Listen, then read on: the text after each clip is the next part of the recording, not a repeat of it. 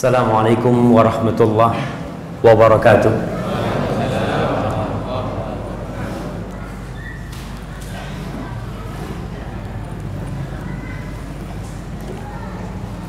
Alhamdulillah alladzi jama'ana 'ala al-huda wat-tuqa. Segala puji bagi Allah Jalla Jalaluh yang mengumpulkan kita di atas hidayah dan ketakwaan kepadanya. Kalau bukan karena hidayah Allah, tidak mungkin kita bisa berkumpul bersama di sini. Allahumma salli ala Muhammadin wa azwajihi wa dhurriyyatihi kama sallaita ala ali Ibrahim wa barik ala Muhammadin wa azwajihi wa dhurriyyatihi kama barakta ala ali Ibrahim innaka Hamidum Majid. Ya Allah, semoga salawatmu senantiasa kau curahkan untuk Nabi Muhammad, untuk istri-istri beliau, dan untuk anak keturunan beliau, sebagaimana engkau telah memberikan salawatmu kepada keluarga Nabi Ibrahim. Dan berikanlah berkahmu kepada Muhammad dan kepada istri-istri dan anak keturunan beliau, sebagaimana engkau telah menurunkan berkahmu kepada keluarga Nabi Ibrahim. Sesungguhnya engkau adalah zat yang maha terpuji dan maha agung. Amma ba'd, ma'asyiral ikhwah rahimakumullah, malam ini tanggal 2 Sya'ban 1437 Hijriah, suatu malam yang mengingatkan kita dengan malam-malam berikutnya, di mana detik akan terus berputar mendekatkan kita ke bulan Ramadan. Allahumma ballighna Ramadan warzuqna al-qiyam wassiyam fi dzaka asy-syahr al-karim. Tema yang akan kita angkat mungkin tidak semuanya menginginkan tema itu. Apa judul temanya? Sok tahu. Sok tahu. Kita akan berbicara tentang pendiri Al-Irsyad. Kita akan berbicara sejarah. Karena ada orang-orang yang sok tahu. Saya pernah berjumpa dengan salah satu tokoh Al-Irsyad. Tokoh. Kalau saya bicara tokoh, dia salah satu ketua pimpinan. Dia ngomong panjang lebar tentang Al-Irsyad. Akhirnya saya tanya, "Afwan Ammi, Ammi orang Al-Irsyad?" Kata dia, "Iya." Ana mau tanya, bukunya Ahmad Surkati yang Ammi sudah baca apa? Nggak ada. Ente jangan ngaku-ngaku Al-Irsyad lah, kata dia. Bagaimana seorang mengaku orang Al-Irsyad ketika dia tidak tahu apa itu Al-Irsyad? Yang tahu organisasi, mungkin ada salat Idul Fitri, Idul Adha, ada pendidikan, dan dia tidak tahu. Dan ini banyak. Ini contoh pimpinan yang mengaku orang Al-Irsyad. Wa ma ya'riful irsyad. Yang anak katakan sok tahu, sok belain Al-Irsyad, ishdarrab anil irsyad. Apa yang ente ketahui, ente bela-belain Al-Irsyad, sedangkan ente sendiri tidak tahu. Kita akan berbicara sejarah yang panjang, sejarah bagaimana berdirinya Al-Irsyad.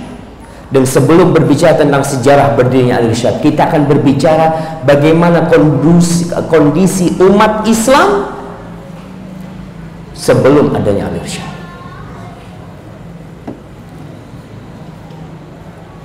Kondisi politik Indonesia ketika atau sebelum Syekh Ahmad Surkati datang. Syekh Ahmad Surkati itu datang ke Indonesia tahun 1912. Afwan, ana bukan sok tahu tentang Surkati, karena ketika ana menulis tesis S2 itu ana menulis sebuah tesis dengan judul Juhud Syekh Ahmad Surkati fi da'wah ilallah fi Indonesia. Ana nulis tentang perjuangan Syekh Ahmad Surkati berdakwah di Indonesia. Yang terpaksa kita harus baca semua bukunya Surkati. Bukan karena kita kepingin baca, terpaksa.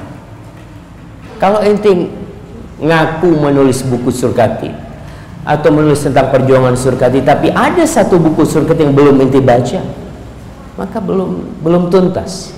Bahkan ana mendapatkan buku tulisan tangan, yang buku ini nggak ada di tempat-tempat Al-Irsyad.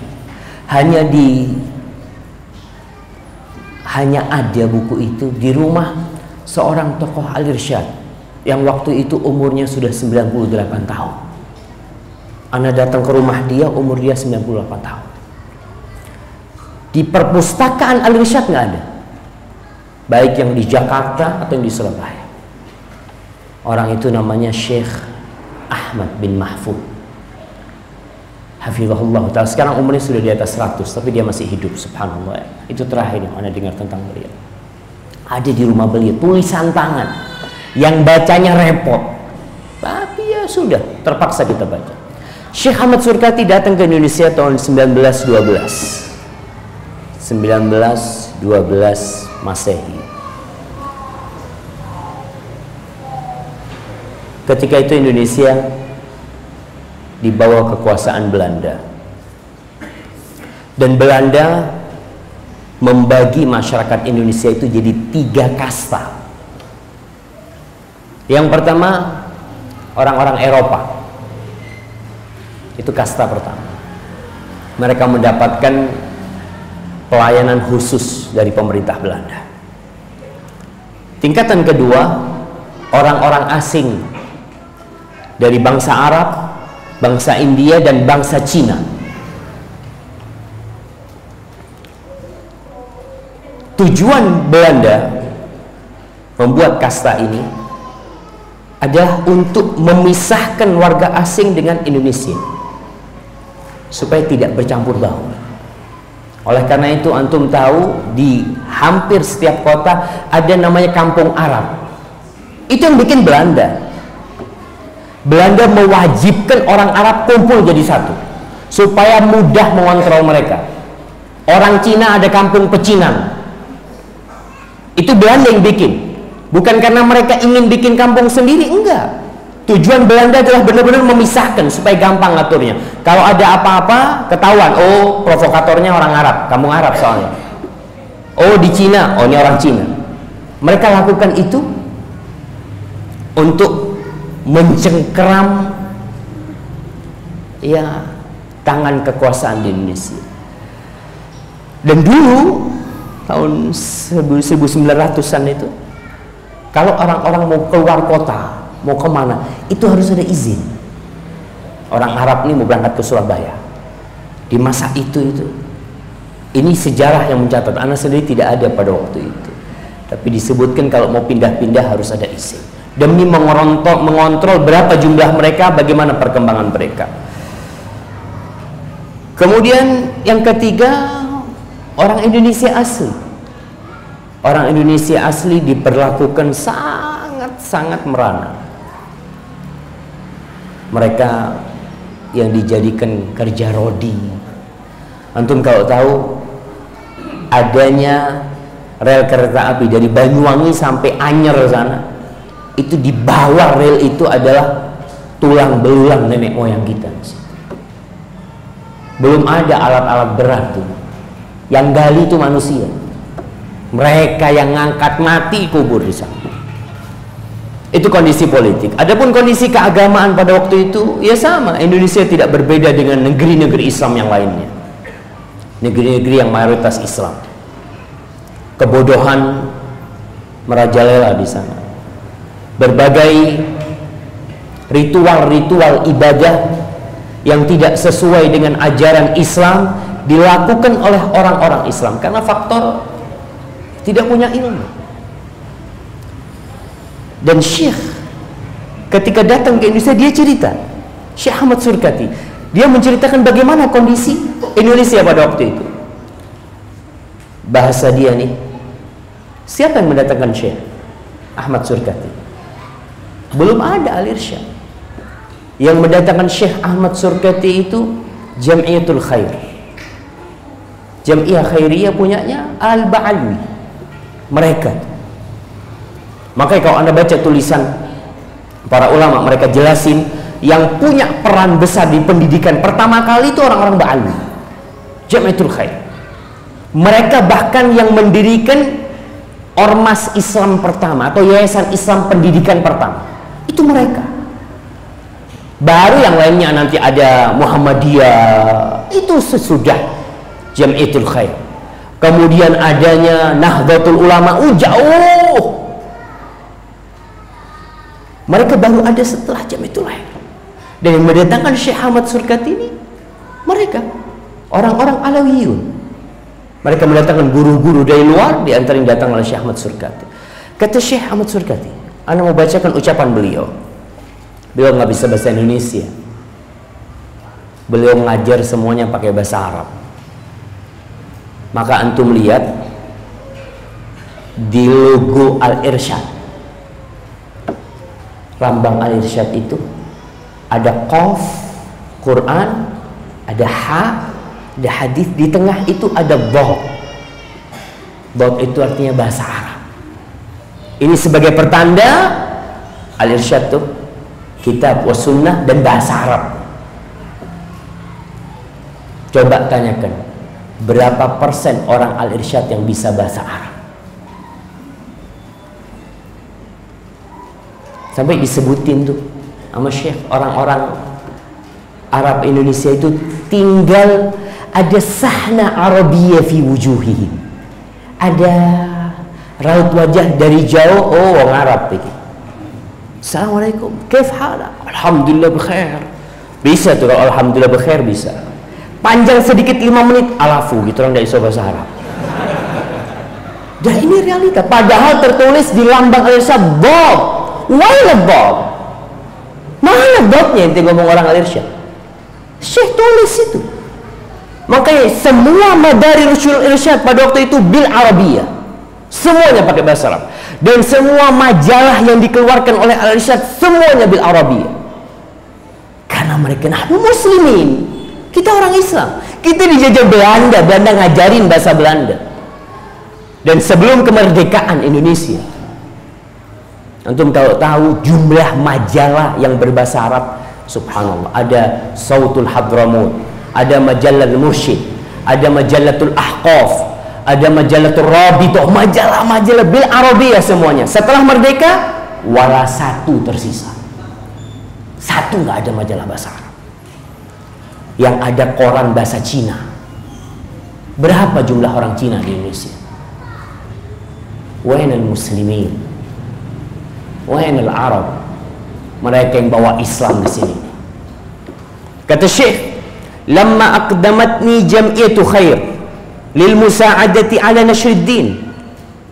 Ketika aku diundang oleh orang-orang Jam'iyatul Khair, ya untuk bantu mereka dalam urusan menebarkan agama. Wa ma kana yatadhaharu bihi rijaluha min al-hubb lil hurriyah wan nahdha fikriyah. Wajadtul halata fi Jawa fi ghayatil harajah was su'ubah min haythul mawqif ad-dini ma'a ta'alimil haditha wa du'atin nasraniyah. Kata Syekh, ketika ana datang ke sini, ana melihat orang-orang yang kayaknya senang sama agama, mereka suka kebebasan, ya, mereka ingin kebangkitan Islam. Ana lihat kondisinya sangat-sangat memprihatinkan. Kondisi Indonesia pada waktu itu. Kata dia apa? Yang pertama, adanya pendidikan-pendidikan modern.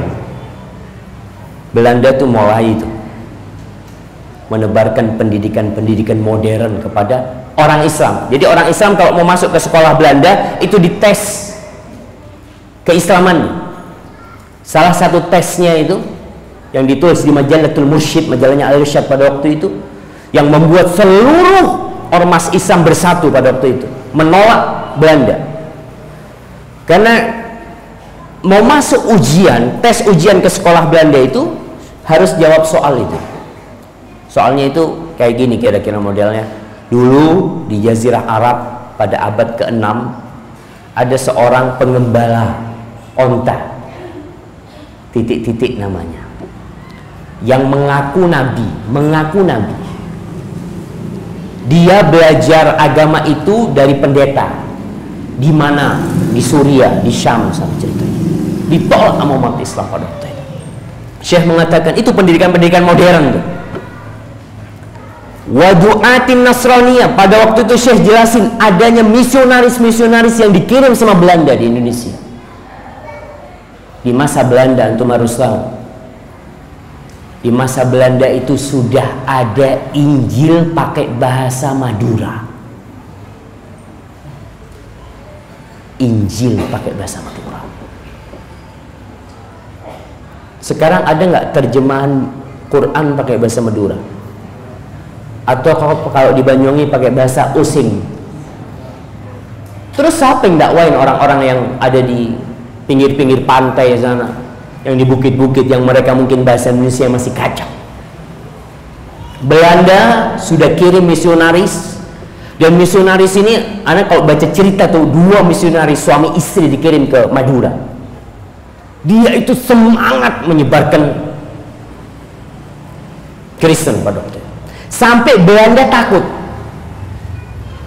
Belanda takut ini kalau terus-terusan orang Madura ditebarkan Kristen ke mereka, mereka bisa berontak nantinya. Akhirnya diusir nih 2 orang, dipulangin ke Belanda sama Belanda, pulang ke Belanda.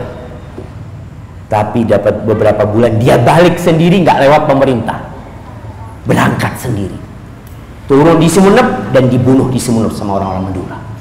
Tapi semangat untuk nyampaikan agamanya.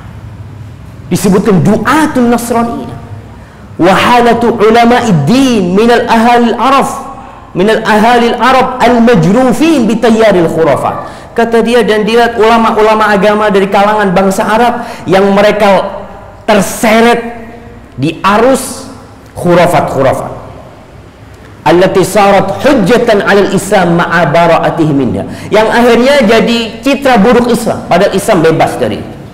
Gara-gara kelakuan orang-orang yang mengaku ulama. Ini Syekh Surkati jelasin sendiri bagaimana kondisi.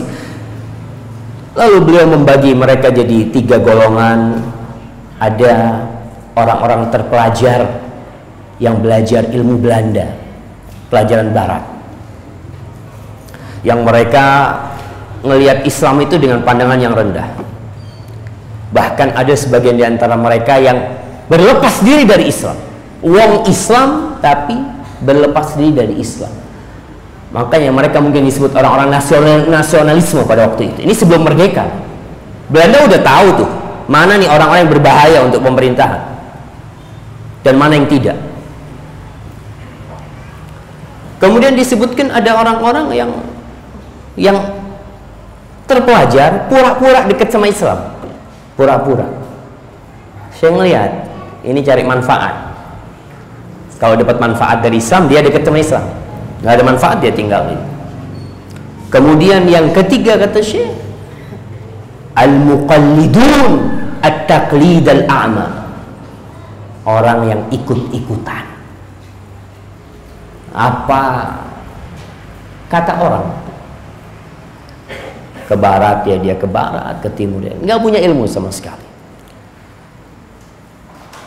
Masalah ekonomi Indonesia sangat mengenaskan.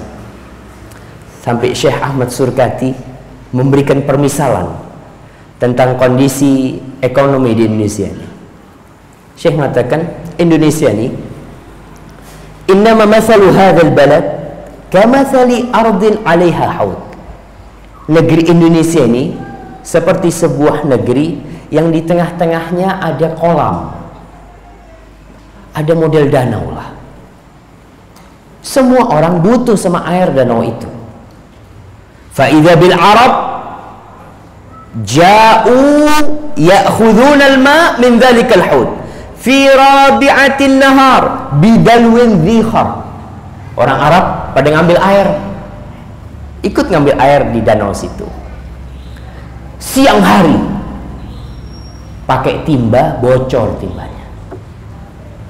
Dia ngambil, orang-orang pada kelihatan nih orang Arab nih ngambil, tapi timbanya bocor. Sampai rumah udah tinggal sedikit airnya. Ini yang orang Arab. Kemudian thumma ja'a siniyun, lalu datang orang-orang Cina. Ya'khuduna minal ma' fi wasatil lailil mudlim. Dia orang-orang Cina nih ngambil air di malam hari yang gelap gulita. Wan nasu niyam la ya'rifuna ma hasal. Orang pada tidur semua, nggak tahu ada apa nih.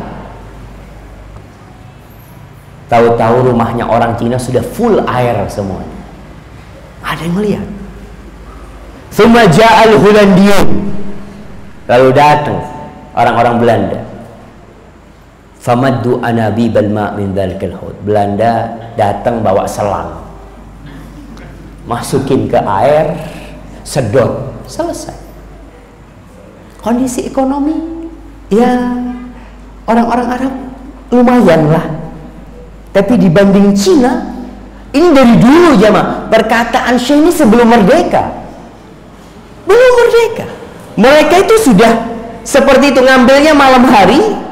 Tahu-tahu rumahnya sudah, tahu-tahu jalan di tanah ini sudah punyanya non muslim. Kayak di Jember, tahu-tahu jalan protokol. Dulu di Jember itu jalan protokol masih banyak orang muslim, bahkan masih banyak orang Arab. Sekarang wala wahid, tak ada. Mungkin ada satu, mungkin seperti itu. Adapun Belanda ya habis. Kemudian kondisi orang-orang Arab, karena kita tahu ada kaitan yang begitu eratnya antara Syekh Ahmad Surkati dengan orang Arab. Orang-orang Arab itu hijrah mereka sebelum tahun 900-an itu tidak terlalu banyak. Sejak tahun 1850-an baru mulai banyak orang-orang Hadramut yang datang ke Indonesia. Kebanyakan orang Arab yang datang ke Indonesia ini dari Hadramut.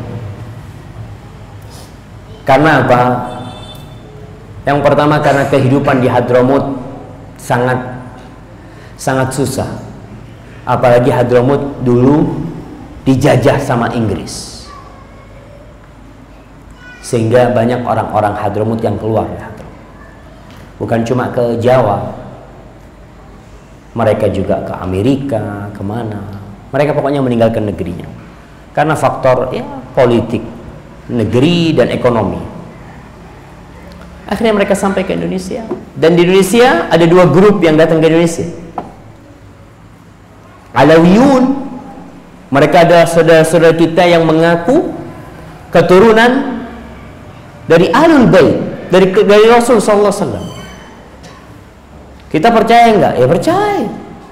Mereka mengaku mereka keturunannya Rasul sallallahu alaihi wasallam, mereka punya pohon nasab, ya silahkan. Kita akui itu. Sebagaimana Ana Syafiq bin Riza bin Hasan bin Abdul Qadir bin Salim bin Zain bahasa lama. Lalu ada orang ngomong sama anak, ente bukan bahasa lama. Kata, lebih tahu ente apa ana dengan nasab ana? Ya ana lah. Makanya alul ba'alwi yang mereka mengaku alul bait, ya sudah. Kita nggak boleh mendustakan. Kecuali ente punya bukti mereka bukan alul bait. Mereka mengaku alul bait, ya kita katakan ente alul bait. Dan ada ketentuan, aturan-aturan menjadi keluarga Rasul SAW. Nggak boleh makan zakat, itu menjadi orang yang paling wajib menegakkan sunnah. Itu ada aturan. Yang datang ke Indonesia dua, dari Alawiyun dan dari Masyaikh.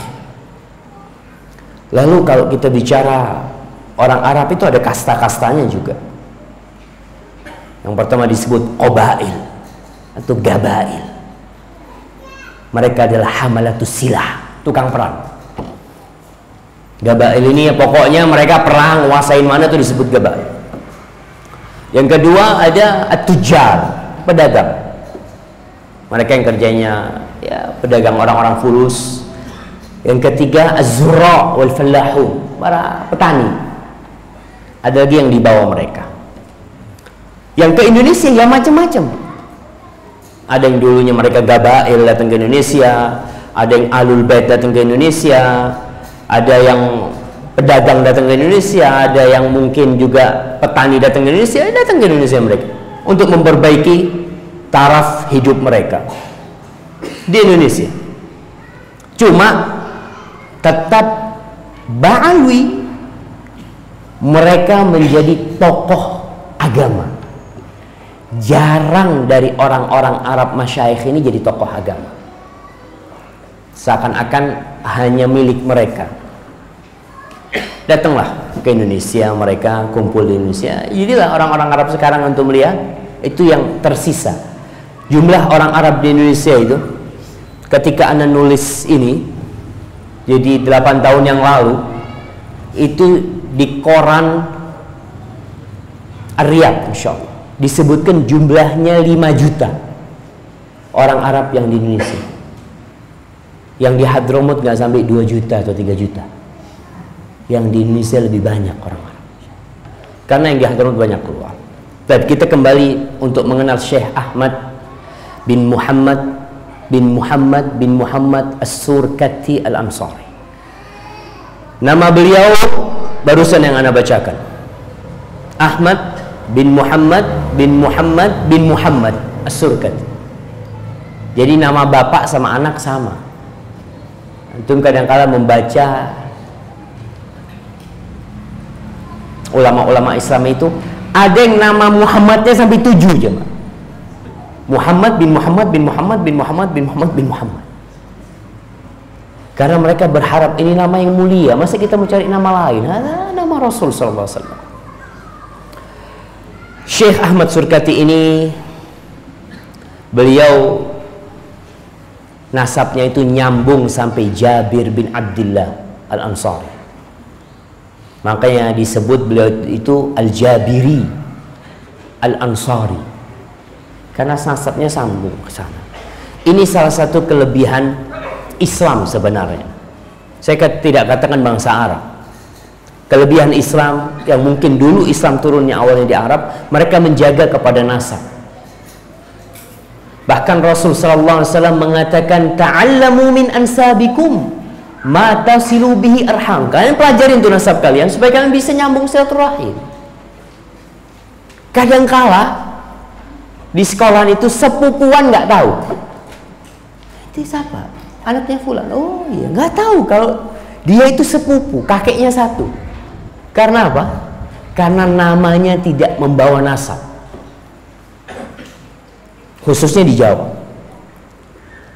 Kalau di Sumatera itu mereka masih jaga nasab mereka. Ada Harahap, ada Nababan, Nasution, apalagi Raja Guguk. Iya, Syekh Ahmad Surkati nasabnya sampai kepada Jabir bin Abdullah Al-Ansari. Orangnya Syekh Ahmad Surkati itu kulitnya gelap. Karena kita tahu para sahabat Nabi Muhammad SAW ketika mereka masuk ke negeri-negeri yang ditaklukkan, mereka nikah dengan penduduk sana. Sehingga ada di Tanzania, anak ketemu sama teman Tanzania, orangnya hitam legam, orang Arab. Kata dia, "Nah, anak Hadrami," kata dia. Anak dari Hadramut, anak punya kayak. Karena dia nikah sama orang sana, akhirnya tuh warnanya hilang, ya jadi kayak gitu tuh. Jadi itu ada pengaruh dari ikhtilat. Ya bercampur aduknya. Karena salah satu kelebihan orang Arab itu mereka datang ke Indonesia nggak bawa istrinya. Beda sama beberapa orang asing datang ke Indonesia. Mereka datang sama perempuan-perempuan mereka.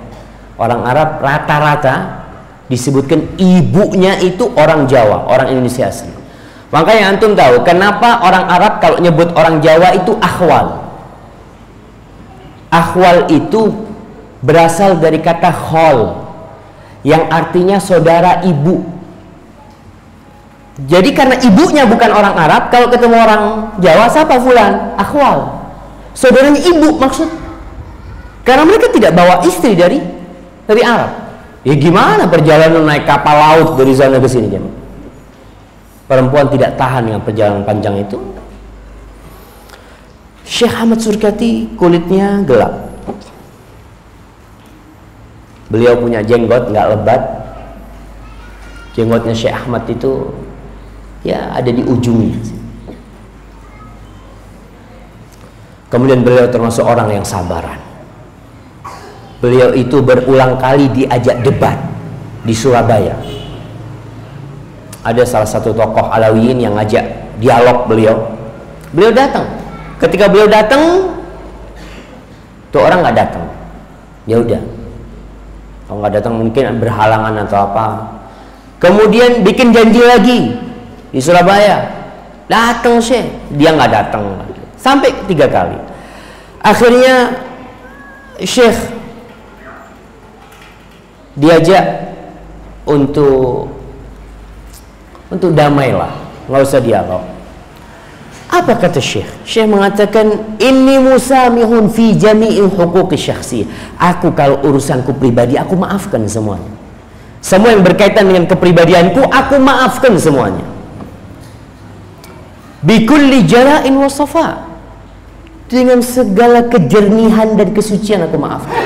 Walakinni, tapi saya mengatakan, walakinni atlubu minka wa min kullil hadir. Aku minta dari engkau dan dari semua yang hadir ini, antudluni atau antadulluni ala ma taruna indi minal khata'. Kalau aku salah, aku kasih tahu aku mana salahku di mana. Aku ini kepingin balik dari kesalahan yang aku lakukan. Kalau kalian melihat itu, ini akhlak Syekh. Beliau diajak debat, orang yang diajak debat itu kabur, tapi Syekh malah mengatakan kalau memang ada salah, ya tolong dikasih tahu aku. Syekh ini berulang kali mendapatkan celaan dan makian dari musuh-musuh. Syekh pernah mengatakan, ini mundu baya'tu nafsi lillah. Sesungguhnya aku, sejak aku membaiat diriku untuk Allah subhanahu wa ta'ala, wa azamtu an akuna da'iyan lidinil haq, dan aku bertekad untuk menjadi penyeru untuk agama yang benar, wa ihya'i sunnati sayyidil mursalin. Ini saya mengatakan, dan untuk menghidupkan sunnah-sunnahnya sayyidil mursalin, sunnahnya Rasul SAW. Wa tasaffahtu tarikh. Aku sudah buka lembaran-lembaran sejarah. Wa alimtu halaman sabaqu mimman aradu ma aradtu. Aku tahu bagaimana kondisi orang-orang yang ingin menegakkan sunnah. Syekh baca tuh sejarah yang menyeru kepada kebenaran. Wa ma asabahum fi sabilid da'wah. Apa yang ditimpa mereka ketika mereka berdakwah menyeru kepada kebenaran itu. Wa tasawwartu kullama kana min qaulin wa fi'lin, dan aku sudah bayangkan itu semua ucapan, semua perbuatan yang akan didapat. Wa ma la'allahu sayakunu ba'da dzalik, dan apa yang terjadi setelah itu aku udah bayangin. Apa kata Syekh? Tasaddaqtu bi'irdi qabla kulli syai' fi sabilillah. Aku bersedekah, kehormatanku aku sedekahkan sebelum segala sesuatu untuk di jalan Allah Subhanahu wa taala. Wala arji'u fi sadaqati, dan aku nggak mungkin balik di sedekahku. Orang mau ngomongin apa tentang aku, orang mau jelek-jelekin aku nggak urusan. Aku sudah sedekahkan. Halal mereka mau ngomong apa aja tentang diriku pribadi. Kata Syekh, wa alaihi fala aghdabu li nafsi mahma kana al-amr. Mulai saat itu aku tidak akan marah untuk diriku sendiri. Gara-gara mereka jelekin aku nggak akan marah. Karena aku sudah sedekahkan kehormatan diriku. Wa amma huququllah fala ughdi an syai'il batta insyaallah. Tapi kalau untuk urusan hak Allah, aku nggak akan diem. Kalau bicara urusan agama, urusan hak Allah, aku tidak akan diem. Dan seperti itu Syekh dalam kehidupan. Syekh itu pernah diracun, ya. Diracun. Syekh itu suka sama buah belimbing. Musuh-musuh dakwah Syekh itu banyak. Suatu hari ada orang jual belimbing, dibeli sama Syekh.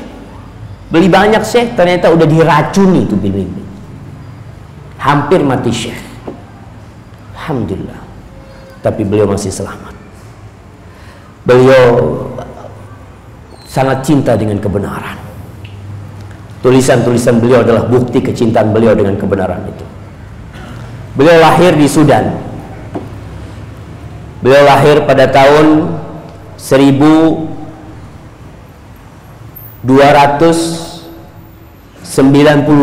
Hijriah. 1292 Hijriah. Di sebuah pulau namanya Pulau Argo. Pulau Argo ini termasuk di wilayah Donggala. Mereka punya bahasa Arab yang nyampur sama bahasa Sudan. Jadi kalau Masehinya kira-kira ya tahun 1876-75 lahirnya Syekh Ahmad Surkati. Kemudian beliau meninggal pada hari Kamis 16 Ramadan 1362 Hijriah. Di mana? Di Jakarta. Bertepatan dengan 16 September tahun 1943. Syekh masuk Indonesia 1912. Mati 1943. Jadi kira-kira 31 tahun beliau berdakwah di Indonesia. Beliau nggak mau balik sudah, beliau mau berdakwah di Indonesia. Dikuburkan beliau di Jakarta, di Tanah Abang sana. Kalau berbicara tentang masa belajar beliau belajar di Sudan, di sana di Donggala. Bapaknya itu ulama, kakeknya juga ulama. Kemudian beliau mau berangkat ke Mesir pada waktu lagi perang. Akhirnya beliau berangkat ke Madinah. Beliau di Madinah 4 tahun kira-kira. Lalu beliau berangkat ke Mekah, belasan tahun belajar di Mekah. Sampai beliau mendapatkan ijazah alamiah, ijazah internasional. Akhirnya beliau sempat mengajar di Masjidil Haram. Beliau punya kutab. Kutab itu namanya Kutab Surkati. As-Surkati. Sur itu artinya kutub, buku. Kati itu katir, banyak. Jadi Syekh ini gelar kakeknya sebenarnya. Syekh Ahmad bin Muhammad As-Surkati, yang banyak kitabnya karena bapaknya adalah ulama. Kita tidak perlu berbicara tentang guru-gurunya Syekh. Banyak sekali guru-gurunya Syekh di Masjidil Haram dan di Masjid Nabawi. Kemudian murid-muridnya Syekh yang di Mekah dan yang di Indonesia banyak. Di antara muridnya Syekh adalah Muhammad Hasbi As-Siddiqi. Itu muridnya Syekh Ahmad Surkati. Kemudian Farid Ma'ruf, rektor IAIN Yogyakarta dulu itu. Kemudian Dr. Muhammad Rashidi. Siapa? Dia adalah Menteri Agama pertama Indonesia. Itu muridnya Syekh Ahmad Surkati. Dan antum kalau tahu bagaimana Muhammad Rashidi, dia itu setelah belajar sama Syekh, belajar ke Mesir, dari Mesir beliau melanjutkan sekolahnya, ambil S2, S3 di McGill di Kanada sana, kemudian ngajar di Kanada. Dan tetap apa yang diajarkan Syekh Ahmad Surkati beliau tegakkan. Beliau adalah Muhammad Rashidi, HM Rashidi adalah orang yang menentang pertama kali liberalisme di Indonesia. Tokoh liberalisme dulu yang pertama pulang dari McGill itu namanya Harun Nasution. Harun Nasution itu tinggal di tempatnya HM Rashidi. HM Rashidi termasuk gurunya. Tapi HM Rashidi bagaimana membela sunnah di sana, maka beliau heran dengan pemikiran-pemikirannya Harun Nasution. Sehingga ketika pulang, HM Rashidi yang pertama membantah pemikirannya Harun Nasution. Karena dia belajar sama Surkati ini Alkitab wa Sunnah. Nggak ada yang mau pakai logikanya siapa, enggak. Maka buku bantahan pertama terhadap Harun Nasution itu bukunya HM Rashidi, muridnya Surkati. Kemudian muridnya Surkati Yunus Anis. Yunus Anis itu mantan ketua umumnya Muhammadiyah. Kemudian Ustadz Iskandar Idris. Dia salah satu jenderal di TNI. Kemudian Ustadz Saleh Suaidi, kemudian Ustadz Omar Salim Hubais, Ustadz Omar Sulaiman Naji, Ustadz Zain Bawazir yang dikirim ke Bondowoso. Anda nggak tahu ada muridnya Surkati yang di Banyuwangi? Ada. Siapa muridnya Surkati yang di Banyuwangi? Jamaah, ada yang tahu? Ainal Irsyadiyun. Siapa? Siapa? Abdurrahman Bawazir, muridnya Surkati. Kemudian ada Ustadz Abdul Majid At-Tamimi. Beliau dulu di Al-Irsyad Bangil, kemudian di Solo.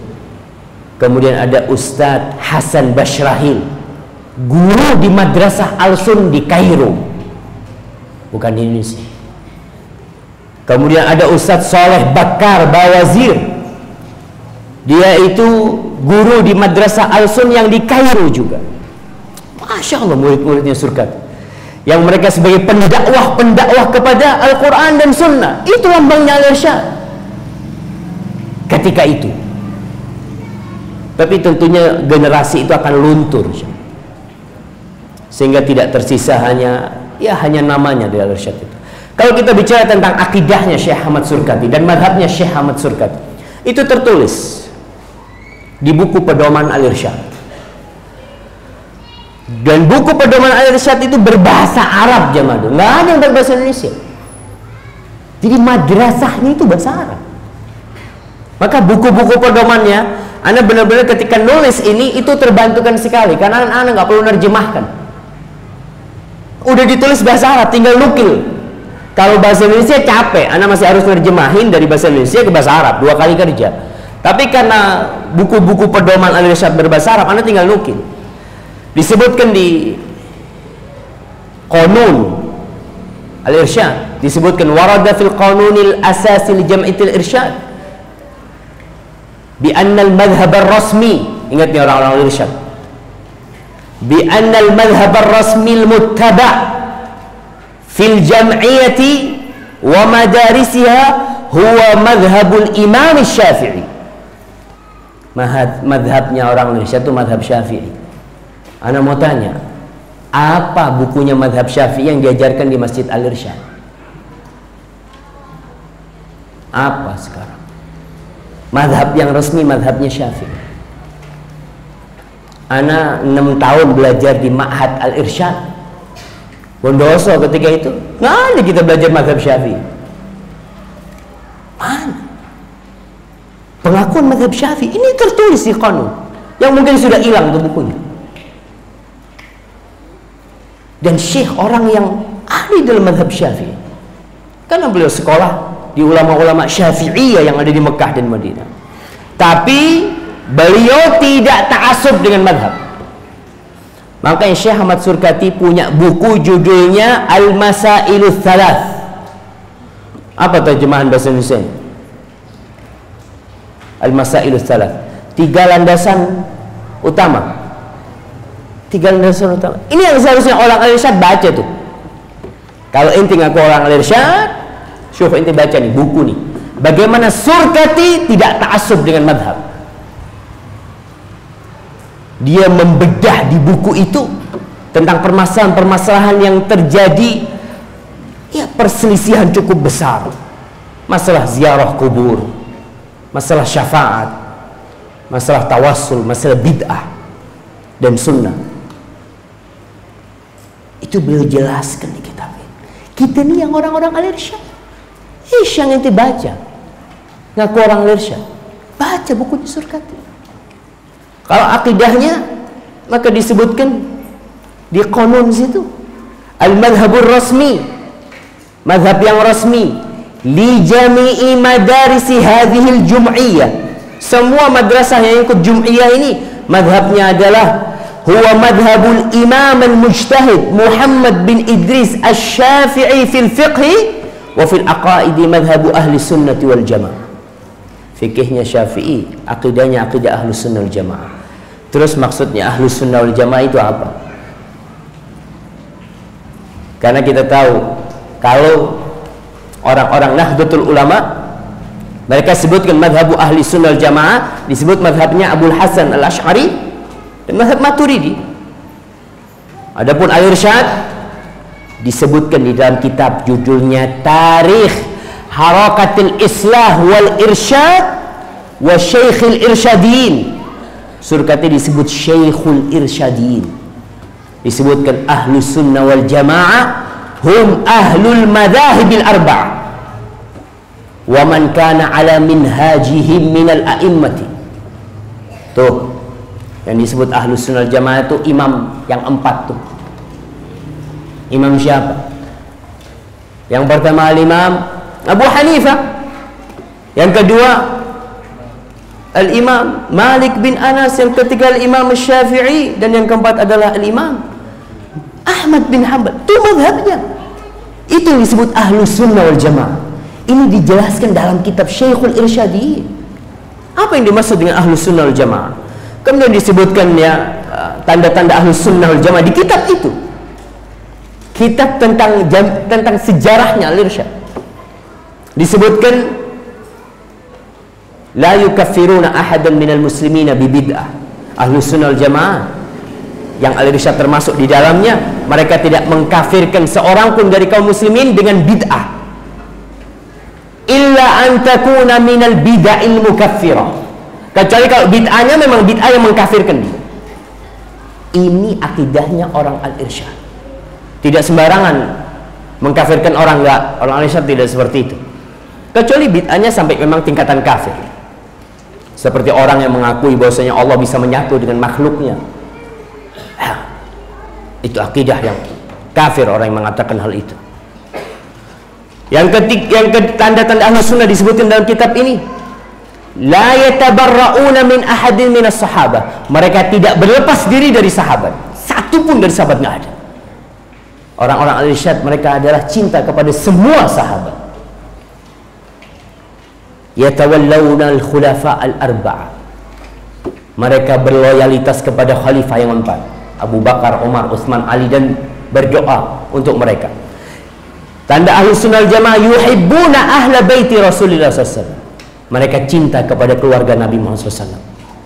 Lihat, Irsyadiyun itu bukan nawasib yang benci kepada keluarga Nabi. Irsyadiyun itu juga bukan Syiah. Mereka Ahlus Sunnah wal Jamaah. Cinta kepada para sahabat dan cinta kepada keluarga Rasulullah SAW. Kemudian disebutkan di sini, la yaj'aluna al-masail al-khilafiyyah al-furu'iyyah. Doa Ahlus Sunnah wal Jamaah tidak menjadikan permasalahan khilaf yang cabang-cabang permasalahan sababan lit-ta'ni fil a'immah wala lit-tafriq bainal muslimin. Tidak menjadikan itu sebagai alasan untuk mencela para imam-imam, dan tidak pula menjadikan pemecah belah antara kaum muslimin. Ahlus Sunnah wal Jamaah. Antum kalau baca kitabnya Syekhul Islam Ibn Taimiyah, beliau mengarang kitab Raf'ul Malam Anil A'immatil A'lam, diangkatnya cela atas imam-imam yang terkenal mereka. Mereka manusia biasa, mereka kadang-kadang berfatwa salah biasa, tapi kita tidak mencela mereka. Para jamaah, ini tanda-tanda Ahlus Sunnah wal Jamaah yang disebutkan oleh Irsyad sama orang-orang Irsyad. Kemudian Syekh Ahmad Surkati, beliau berulang kali dalam kitabnya, ini kitab yang tulisan tangan beliau, insya Allah bukan beliau yang nulis tangan, beliau mengimlakkan kepada muridnya ketika perjalanan. Judul kitabnya ini Ithaful Ibad. Ini kitabnya Syekh Ahmad Surkati, Ithaful Ibad bitafnidi maza'imil Haddad. Ini kitab dialog dengan Al-Haddad, salah satu dari tokoh Alawiyin. Beliau mengatakan nih dalam kitabnya, falya'lam Alawi Al-Haddad wa amthaluhu, hendaklah Alawi Al-Haddad dan yang semisal dengan Alawi Al-Haddad, anni, tahu aku nih, lastu minal ladina yukhawwafuna bismi ahli sunnah wala bismil jumhur. Aku bukan termasuk orang yang bisa ditakut-takutin dengan ahlu sunnah, jumhur ulama. Nggak, aku nggak perlu ditakut-takutin dengan ucapan-ucapan seperti itu.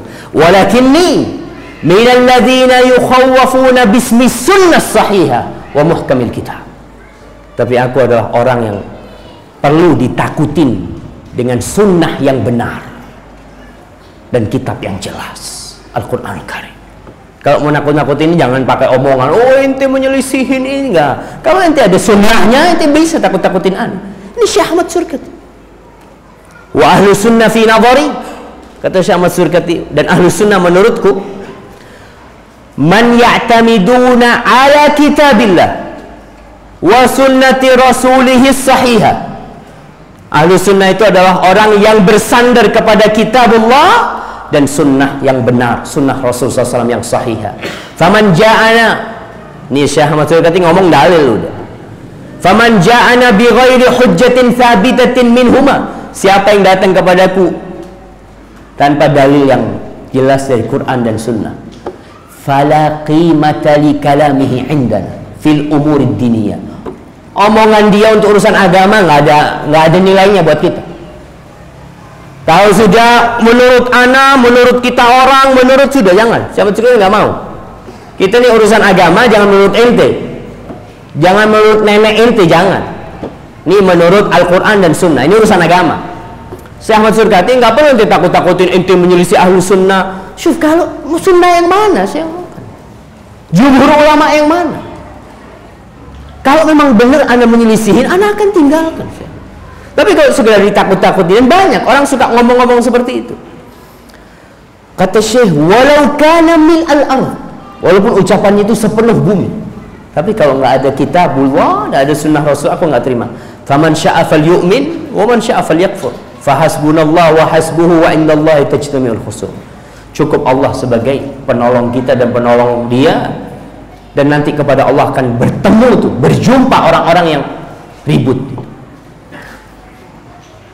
Para jamaah, Syekh Ahmad Surkati benar-benar mengajak kepada sunnah Rasul SAW. Tapi ingat, beliau bukan maksum. Beliau hidup di masa yang ulama sangat sedikit pada waktu itu. Ada pendapat-pendapat beliau yang dikritisi oleh ulama lain, iya. Ada. Dan itu tidak mengurangi kedudukan beliau. Beliau tetap mengatakan prinsipnya mengajak kepada Al-Quran dan Sunnah. Kita akan lihat bagaimana beliau mengajak kepada pemahaman salafus saleh. Kalau bicara pekerjaan Syekh Ahmad Surkati, Syekh Ahmad Surkati pernah jadi guru di Al-Irsyad dan pernah dikeluarkan sama orang Al-Irsyad. Syekh Ahmad Surkati itu ketika ribut sama Ba'alwi, penyebab berdirinya Al-Irsyad ini, Syekh Ahmad Surkati pada waktu itu ke Solo. Dia ditanya, ada perempuan syarifah, perempuan dari golongan Ahlul Bait menikah dengan selain syarifah. Dia katakan sama orang Cina Muslim. Ditanya Syekh, sah enggak pernikahan? Kata Syekh, kalau persyaratannya terpenuhi sah. Ributlah Ahlul Bait. Ente gimana bilang sah? Dia itu harus minta izin sama semua Alawiyin. Baru kalau semua Alawiyin mengizinkan dia menikah, baru boleh. Karena hak nasabnya itu hak semuanya. Akhirnya Syekh pulang dari Solo ke Jakarta, mulai ada perubahan di orang-orang Alawiyin. Syekh nggak disapa, sampai akhirnya Syekh mengundurkan diri. Padahal yang datangkan Alawiyin. Ketika Syekh mau pulang, disebutkan Syekh lagi duduk di stasiun, ketemu sama Nagibul Arab, Umar Manggus. Ada kapten Arab yang ada di Jakarta, namanya Umar Manggus. Umar Manggus ini melihat Syekh, ente kenapa? Kata dia, antum kalau tahu kondisi orang Arab pada waktu itu. Umar Manggus itu pernah ketemu sama salah satu habaib. Dia itu kapten Arab di stasiun. Katanya, ini salah satu habaib, itu cium tangan. Kata Umar Manggus, beb, Nanti ente di rumah anak kasih 10 kali 1000 kali. Tapi di sini banyak orang, masa anak cium? Dan itu dipraktekkan di Madaris Alawiyin. Syekh Ahmad Surkati, salah satu penyebab dia keluar juga, ada 2 orang dari keluarga siswa di madrasah di Jamiatul Khair ini ngomong, Syekh, anak punya usul, Syekh. Kata, apa usul nanti? Anak kepingin jadi nanti itu yang bukan Alawiyin kalau pagi mau masuk sekolah itu cium tangan semua sama tangannya yang murid-murid Alawiyin. Kata Syekh, ente ngomong kayak gitu? Marah Syekh. Sempat emosi, tapi sama ustaz yang lain diam-diam diademkan ya, didinginkan. Akhirnya Syekh alhamdulillah menerima, beliau berusaha untuk memperbaiki, tapi akhirnya beliau keluar juga, diterima oleh Umar Manggus. Kata Umar Manggus, Syekh, kau nggak usah pulang, kita bikinkan madrasah, nama madrasahnya Madrasatul Islah wal Irsyad. Tuh madrasah yang pertama. Tahun berapa Al-Irsyad berdiri? Jamaah 1914 Masehi. Hijriahnya tahun berapa?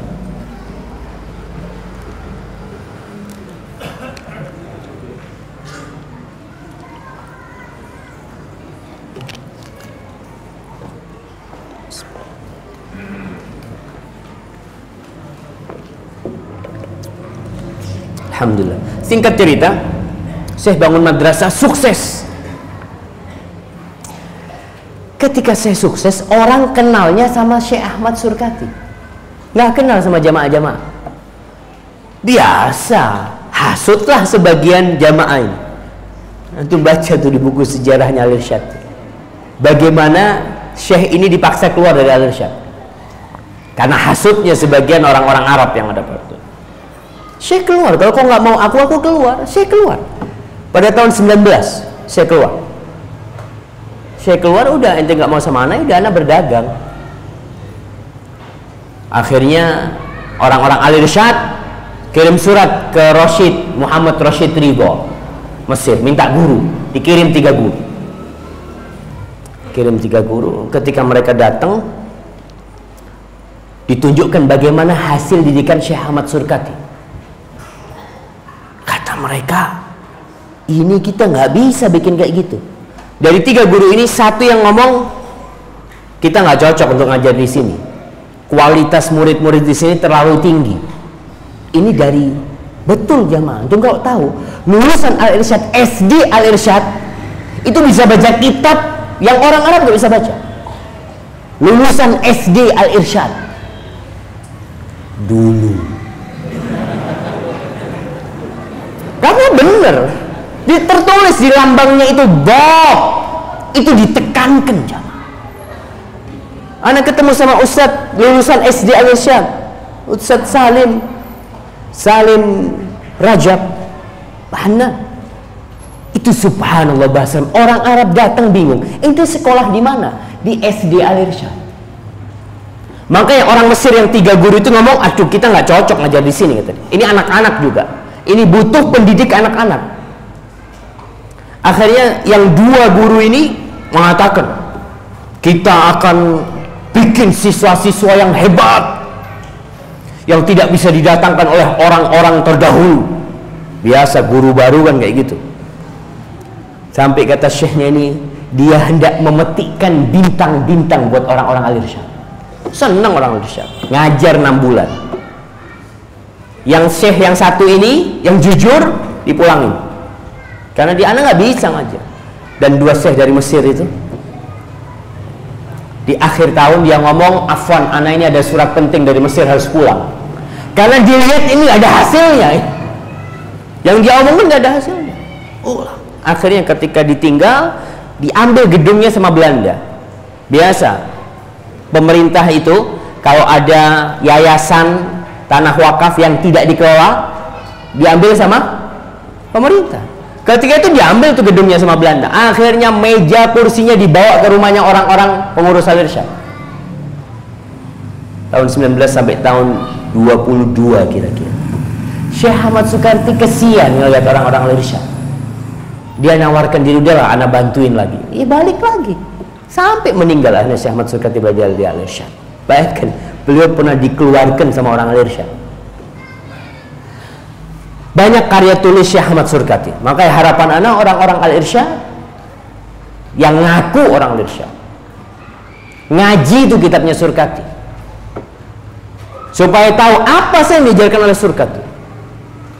Dakwahnya Surkati itu apa? Karena muncul orang-orang Al-Irsyad seperti ceritanya Surkati, yang mereka sok tahu tentang agama, akhirnya merendahkan agama. Bayangkan, ana pernah di Al-Irsyad Pusat tahun 1419 ketika ana di Libya, ana ke Al-Irsyad, ketemu sama pengurus Al-Irsyad. Kata dia ngomong, ente ada apa jenggoten? Ini pengurus Al-Irsyad. Ana ngomong, Ami, ente gak lihat Surkati jenggoten? Diam dia. Syuf Surkati ini ente yang dirikan Al-Irsyad. Ente kok takut sama orang jenggotan yang dirikan Al-Irsyad berjenggot? Kini muncul generasi-generasi yang sok tahu tentang Al-Irsyad, la ya'rif syai'an al-irsyad, dan tidak tahu dengan dakwahnya Syekh Ahmad Surkati. Kemana Syekh itu berdakwah sih? Tapi kita ingat, memang dakwah di masa itu masa Belanda. Ilmu itu belum semuanya bisa disampaikan, kitab-kitab belum semuanya dicetak, dan Belanda sangat takut dengan kitab-kitab yang datang. Makanya dalam kondisi itu wajar apa yang disampaikan Syekh Ahmad Surkati dalam batas-batas yang sesuai dengan Ahlus Sunnah wal Jamaah.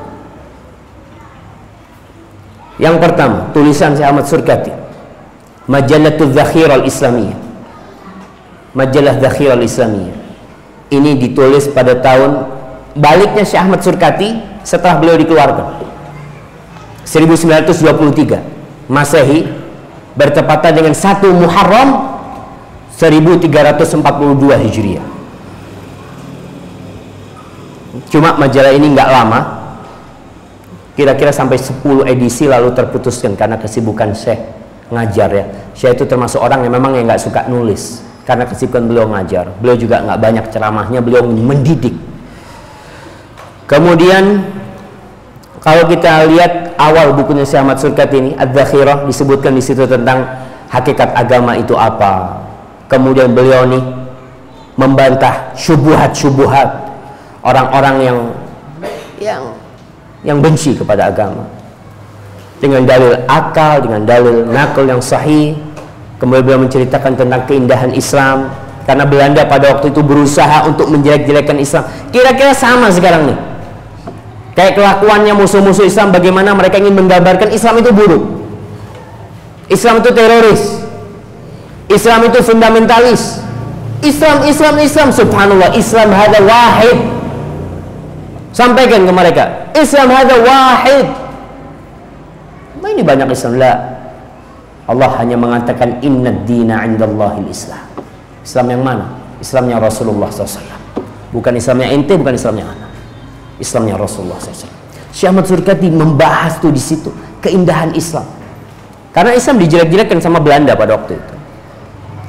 Kemudian di situ beliau mengajak umat Islam untuk berusaha menjadi lebih modern dalam urusan apa? Dalam urusan dunia, bukan dalam urusan agama. Kan banyak pembahasan tentang hadis-hadis dhaif, hadis-hadis palsu. Beliau bahas itu. Karena banyak orang berpegang teguh dengan hadis-hadis palsu. Beliau membahasnya. Kemudian buku beliau juga ada yang kedua namanya Suratul Jawab, yang berkaitan dengan hukum nikahnya wanita syarifah, wanita dari Al-Ba'alwi dengan selain Ba'alwi. Dicetak buku itu.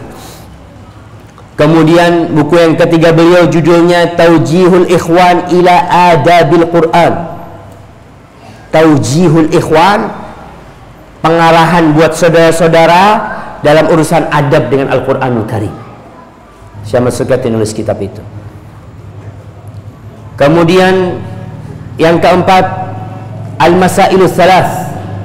Beliau membahas masalah as-sunnah wal bid'ah. Beliau membahas tentang masalah ijtihad dan taklid. Makanya kalau ada orang Al-Irsyad itu sensitif dengan kata-kata bid'ah. Nanti jangan ngomong bid'ah. Subhanallah. Ini ente gurunya ente Surkati. Ngarang kitab judulnya As-Sunnah wal Bid'ah. Dan selama hidupnya beliau bagaimana memerangi bid'ah. Syekh Ahmad Surkati, hada irsyadi, ini orang irsyad. Wa inti min, itu siapa ente? Beliau nulis kitab, makanya dibaca tuh kitabnya Surkati. Anak ngomong buat orang-orang al-irsyad, karena masih banyak sampai hari ini orang-orang al-irsyad yang sok tahu tentang al-irsyad dan belum baca kitab utamanya Syekh Ahmad Surkati. Ini termasuk kitab yang paling agung, dicetak di Mesir, jemaah. Tahu kitabnya, bahkan dikasih pujian sama ulama kitabnya Syekh Ahmad Surkati. Wah, kita nggak pernah bahas kitab itu. Wah, mungkin nggak pernah ngelihat sampulnya, nggak pernah ngelihat. Kok bahas kitab sampulnya, nggak pernah ngelihat. Masalah ijtihad dan taklid. Yang ketiga masalah ziaratul kubur wa tawassul, itu beliau bahas jamaah tuntas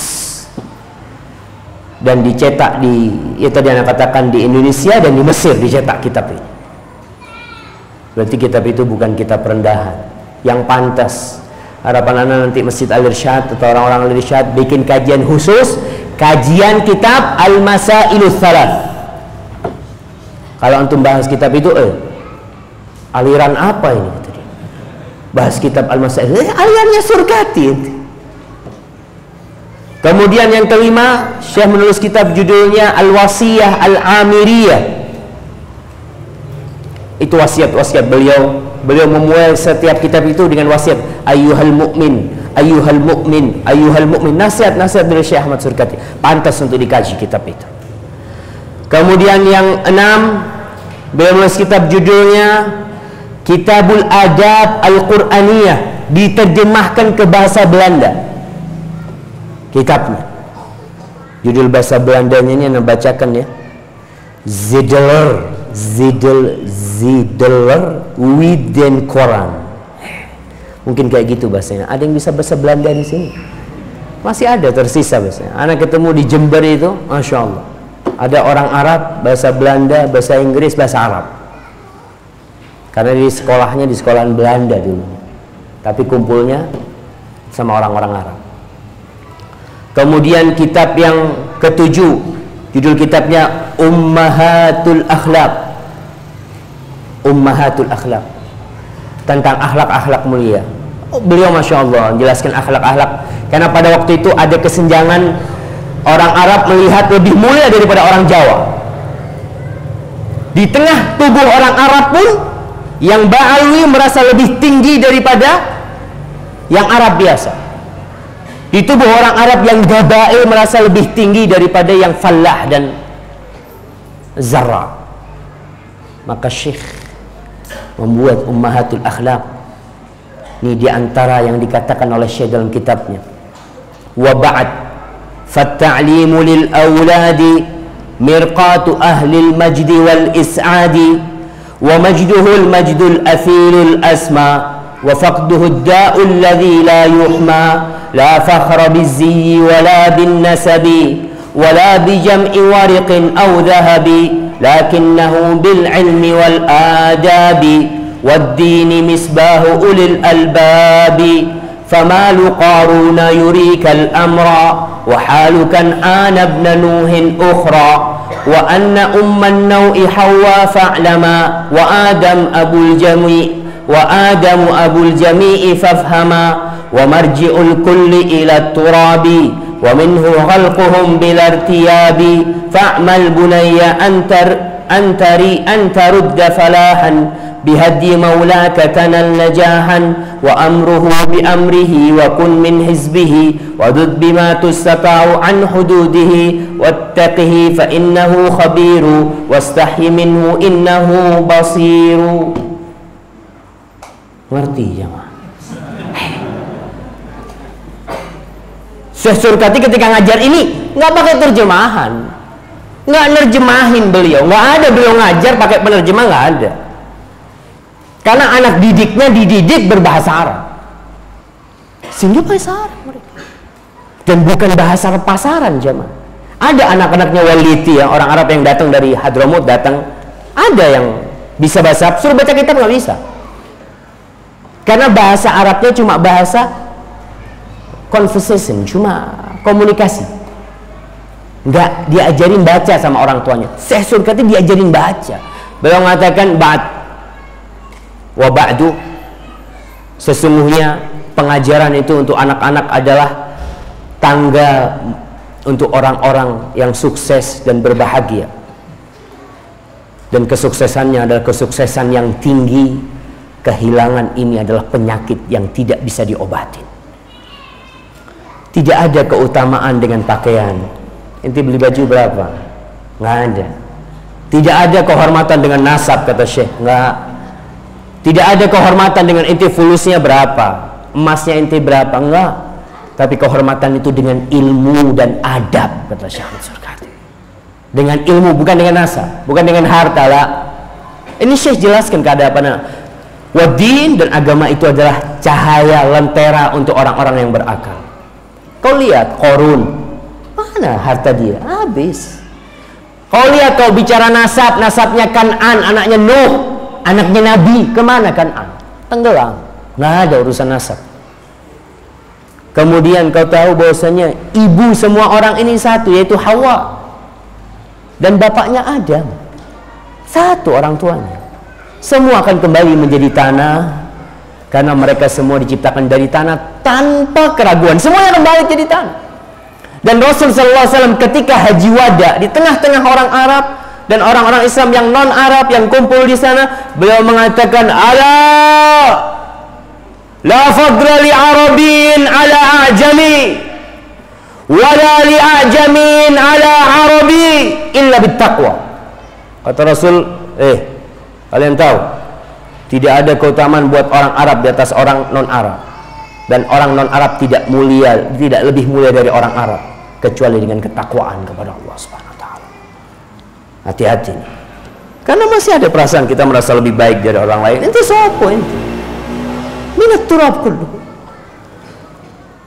Kemudian kitab Syekh juga ada judulnya kitab Ithaful Ibad Bitafnid Mazaimil Haddad. Kitab ini tebal, tulisan tangan jamaah, pakai kertas HVS, rapet-rapet tulisannya, itu 185 halaman. Besar banget kitab ini. Dan apakah orang al-irsyad ada yang punya? Wallahu a'lam. Mudah-mudahan Syekh Ahmad bin Mahfud masih menyimpan buku itu. Kalau beliau meninggal dunia, wallahu a'lam, kadangkala kitabnya orang tua itu dijual di loaan sama anak. Nah, karena anak nggak bisa baca, Ustaz, daripada nggak ada faedah, anak timbang sama anak-anak. Makanya kadang-kala antum timbangan tuh kitab-kitab kuno itu ada di situ. Anaknya udah nggak belajar agama lagi. Yang kesembilan, kitab beliau Mandhumatul Khawatiril Hisan.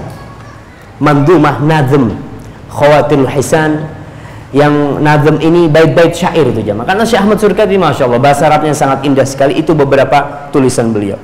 Kalau kita mau lihat pujian para ulama terhadap beliau, ini pujian Al-Ustadz Muhammad Abdullah As-Samman dari Mesir. Dulu nih kitabnya. Beliau menulis pengantar buat kitab yang judulnya Al-Masailus Thalath. Dengarkan pujian. Apa kata Syekh Muhammad bin Abdullah As-Samman? Al-muallif huwa ahadu kibari ulama'id-din as-salafiyin. Dengarkan ucapan salafiyin di sini. Syekh Ahmad mengatakan penulis buku ini adalah salah satu ulama besar dari salafiyin. Siapa? Pendiri Al-Irsyad.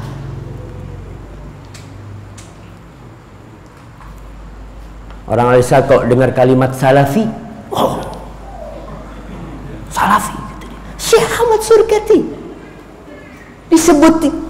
Orang itu memuji, orang lihat bukunya, siapa fulan, ini baca kitabnya, ketahuan bagaimana fikrahnya orang ini dari mana, dari tulisannya. Maka Syekh Muhammad Abdullah As-Samman mengatakan al-muallifu huwa ahadu kibari ulama'id-din as-salafiyin, pengikut salafus saleh, bukan pengikut akalnya, enggak. alladzina lahum atharun kabir, ingat, alladzina lahum atharun kabirun fi nashri aqidati salaf fi Jawa bisifatin khasa. Dia adalah ulama yang memiliki pengaruh besar dalam menebarkan aqidatus salaf di bumi Jawa secara khusus. Wa da'wa ilallah bisifatin amah, dan di dakwah di bumi Allah secara umum. Wa yu'tabarul muallif al-allamah, dan pengarang ini terhitung sebagai al-allamah, orang yang alim, sahibu madrasatin islamiyatin kubra, tatalmat ilaihi al-adid min asy-syabab al-muslim al-mustanir, wa la tazalu hadhihi al-madrasatul islamiyyah al-kubra tuaddi risalataha ala akmali wajh. Ini Syekh dulu ya, beliau ngasih pujian. Syekh ini memiliki murid-murid yang banyak, yang mereka jadi ulama juga, yang sampai hari ini, sampai Syekh nulis buku ini, pengantar ini, sekolah Al-Irsyad itu masih mengeluarkan generasi-generasi yang jadi ulama. Ini di kitab Al-Masailus Thalas punya Syekh Ahmad Surkati, halaman 5 dibaca. Ini kalau kita kepingin tahu Ahmad Surkati. Tapi ingat, beliau manusia biasa, ada kesalahan-kesalahan wajar. Ulama-ulama besar raja melakukan kesalahan, tapi ingat, tidak membuat kesalahan itu mengeluarkan beliau dari Ahlus Sunnah wal Jamaah. Beliau tetap ulama Ahlus Sunnah wal Jamaah. Beliau disebutkan ahadu ulama'i dini salafi.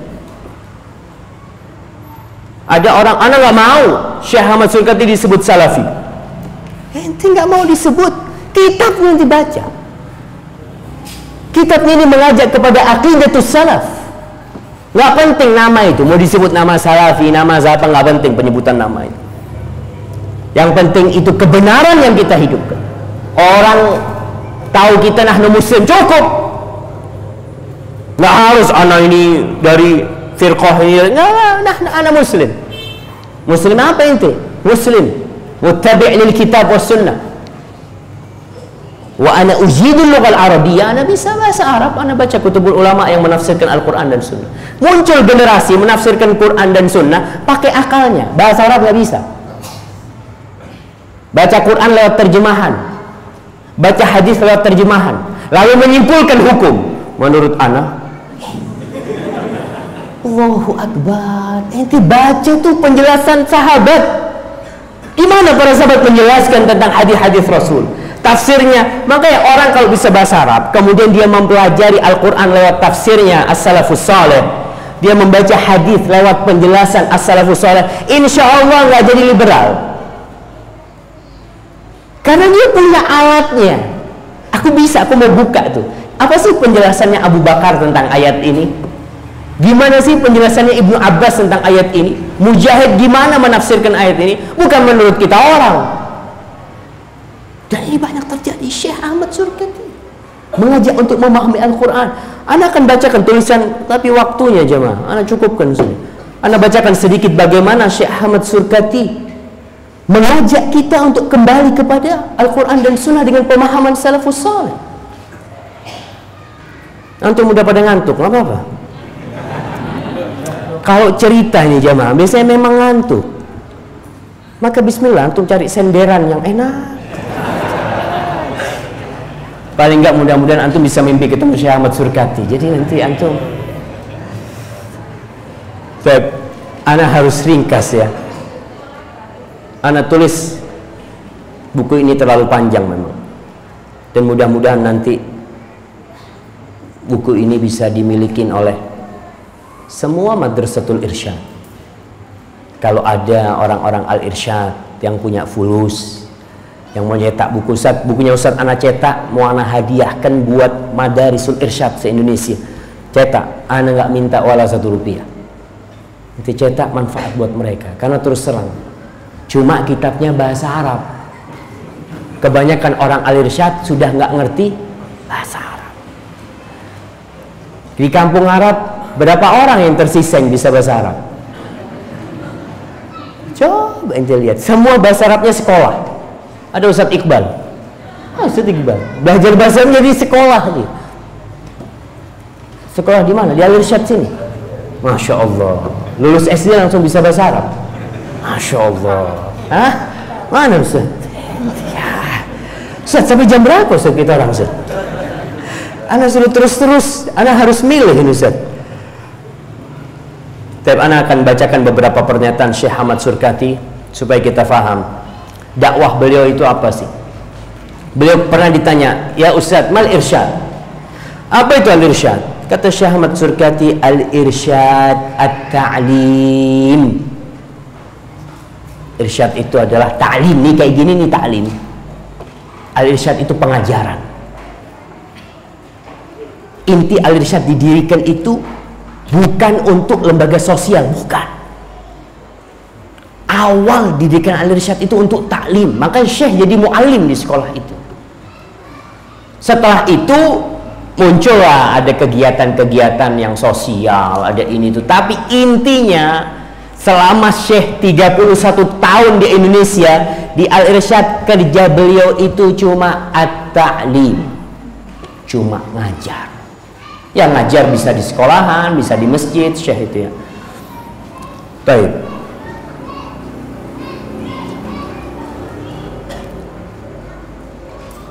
Antum kalau tahu Syekh ini dituduh dengan musuh-musuhnya. Ya mungkin kita pun kalau nggak tahu Syekh, kita akan menuduh Syekh seperti itu. Orang yang tidak ngerti dengan Syekh Ahmad Surkati, orang Al-Irsyad nggak ngerti Syekh Ahmad Surkati, mungkin akan mencela Syekh Ahmad Surkati. Karena dakwah beliau buat orang-orang masa itu nyeleneh. Karena pada waktu itu kebanyakan orang di bawah benderanya Jamiatul Khair Al-Alawiyah. Syekh ini dituduh zinjiyun min waladiz zina, anak zina. Orang-orang itu, orang negro, anak zina. Ya udah, orang kalau sudah dalilnya kalah, yang ada celaan-celaan. Dikatakan Abdus Syar, hambanya kejahatan, syaitanus syayatin. Itu Syekh Ahmad Surkati dibilang syaitanus syayatin. Ad-dakhil al-mufsid, penyusup yang merusak. Ad-dajjal al-muhtal, disebut dajjal, pendusta yang penipu. Kemudian, oh ini disebutkan di buku-buku mereka, buku-buku mereka yang membantah Syekh. Jadi antum kalau tahu majalah-majalah bahasa Arab itu kerjanya bantah-bantahan tuh. Dan yang menjadi topik utama itu Syekh Ahmad Surkati. Baik, disebutkan beliau itu bekerja sama-sama Belanda, dapat duit dari Belanda. Nih, anak akan bacakan bagaimana Syekh mengajak berpegang teguh dengan Alkitab was Sunnah. Yang pertama, bukti beliau itu mengajak kepada Al-Quran dan Sunnah, dan bukti ini tidak bisa dinistakan atau didustakan. Lambang Al-Irsyad. Mana lambang Al-Irsyad di sini?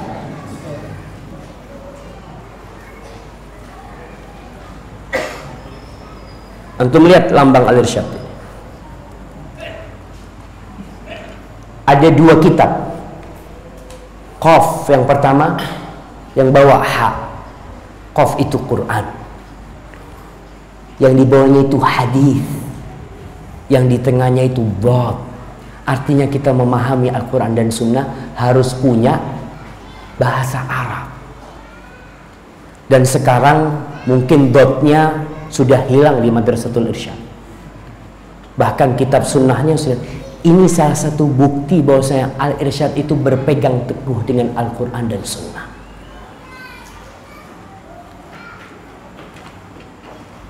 Syekh menulis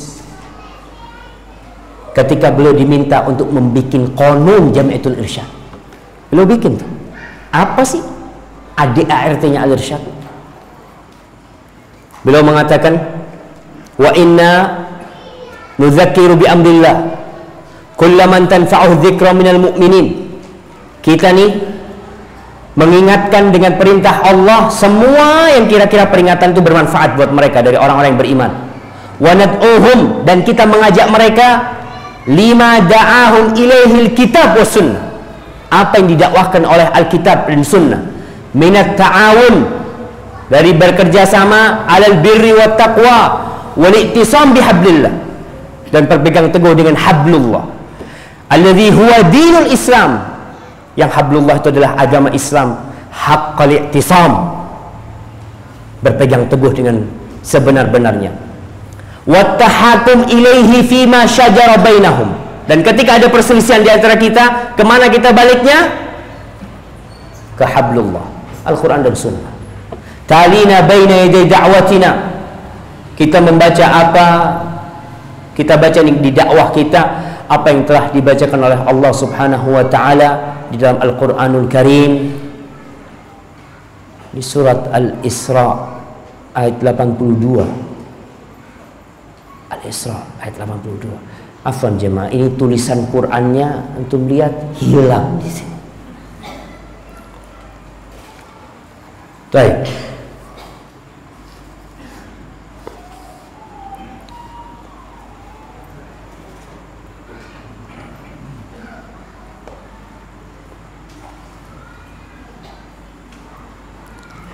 Allah berfirman di ayat 82 yang dibacakan sama Syekh,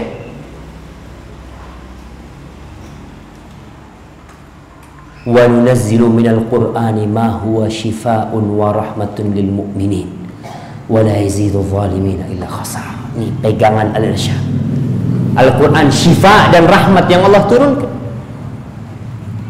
Kemudian Syekh mengatakan, ya ayyuhalladzina raditum billahi rabba, wahai orang-orang yang ridha Allah sebagai Rabbnya, wa bil islami dina, wa bi Muhammadin nabiyan, aufu bi ahdillah.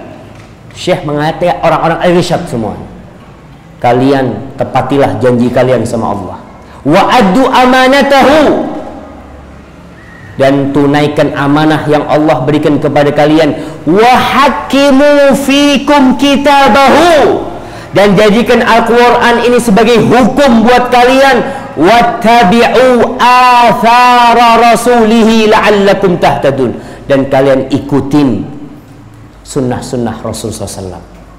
Diajak orang Al-Irsyad untuk pegang teguh dengan sunnah-sunnah Rasul SAW. Dan masih banyak yang lainnya jamaah ya.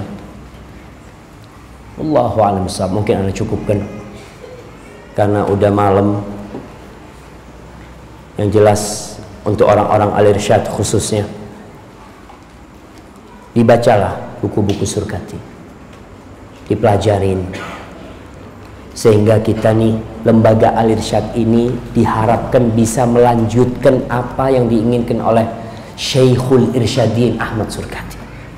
Bagaimana at-ta'lim, bagaimana anak SD itu bisa bahasa Arab. Syekh Ahmad Surkati itu buka pesantren dulu di Malang. Di antara muridnya itu Haim Rosyidi.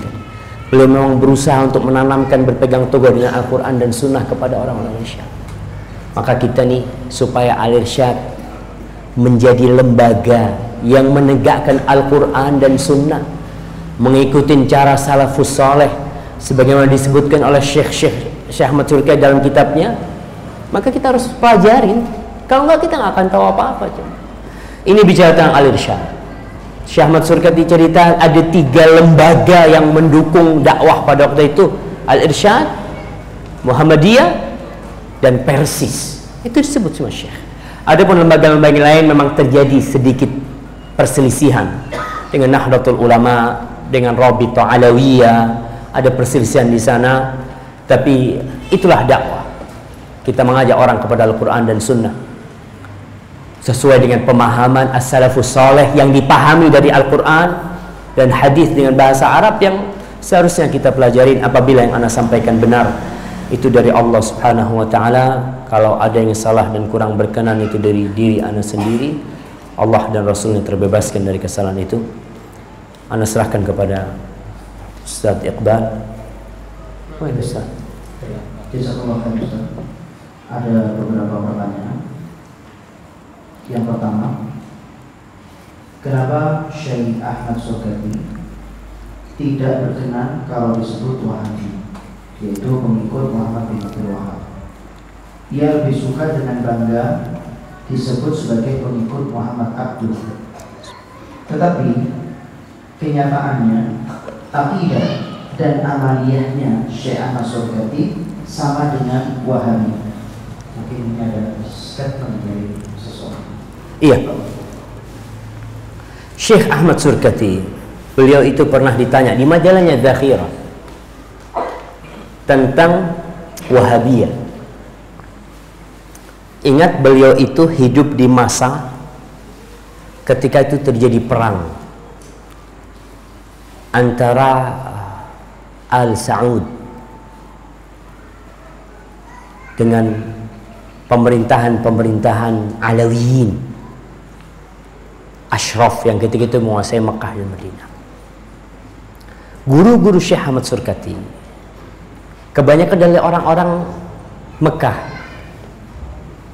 yang mereka mendapatkan informasi yang salah tentang dakwah Syekh Muhammad bin Abdul Wahab.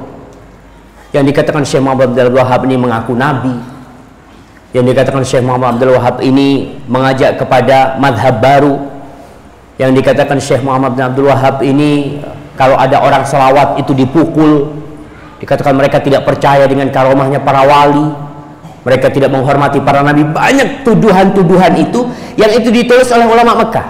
Syekh Ahmad Surkati, beliau membaca insya Allah beberapa tulisan Syekh Muhammad bin Abdul Wahab. Makanya di kitab Az-Zakhirah beliau itu menjelaskan ketika ditanya tentang Wahabiyah, beliau itu sampai gemeter nulis. Karena apa? Karena buruknya tuduhan orang kepada Wahabiyah. Karena dulu aliran Wahabiyah itu adalah aliran Wahabiyah yang ada di Afrika sana, yang mereka adalah kelompok Khawarij, yang mereka membunuh orang-orang yang tidak bergabung dengan mereka. Itu yang dituduhkan kepada Syekh Muhammad bin Abdul Wahab. Tapi Syekh Ahmad Surkati mengatakan tidak ada yang menghubung aku dengan mereka kecuali yang menghubungkan antara aku dengan orang-orang Islam lainnya, itu Alkitab wa Sunnah. Itu ucapan Syekh Ahmad Surkati.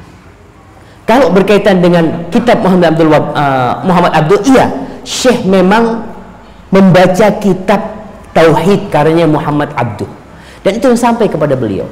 Namun kalau yang diajarkan oleh Syekh Ahmad Surkati itu jauh dengan yang diajarkan Muhammad Abduh,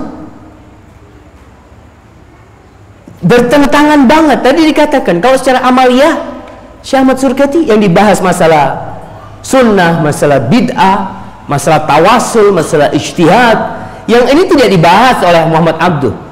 Karena memang Muhammad Abduh lebih terbuka, lebih berpikir kepada masalah ya kemajuan Islam dengan mengikuti Barat. Syekh Muhammad Surkati tidak.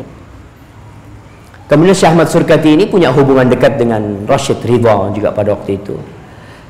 Setelah itu, setelah selesai, Raja Abdul Aziz memimpin, Syekh Ahmad Surkati itu dikirimin surat sama Raja Malik Abdul Aziz, dikirimin surat untuk menjadi ulama di Arab Saudi sana, dikirimin surat untuk bergabung.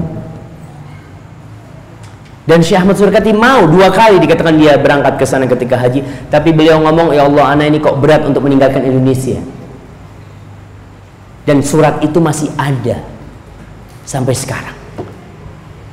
Surat itu pernah dicetak dan dikeluarkan oleh Libya pada waktu itu. Jadi kalau kita lihat, ya pada masa itu, ingat jamaah, kita harus memposisikan diri kita ketika melihat Syekh Ahmad Surkati di masa peperangan Belanda, belum merdeka Indonesia. Kitab-kitab sangat sedikit sekali. Informasi yang sampai itu jemaah haji ketika pulang itu dikasih selebaran-selebaran tentang adanya aliran Wahabiyah. Sehingga antum kalau baca, waduh, ini sangat takut sekali.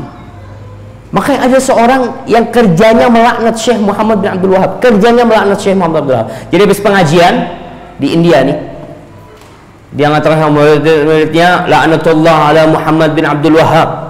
Seperti itu setiap kajian.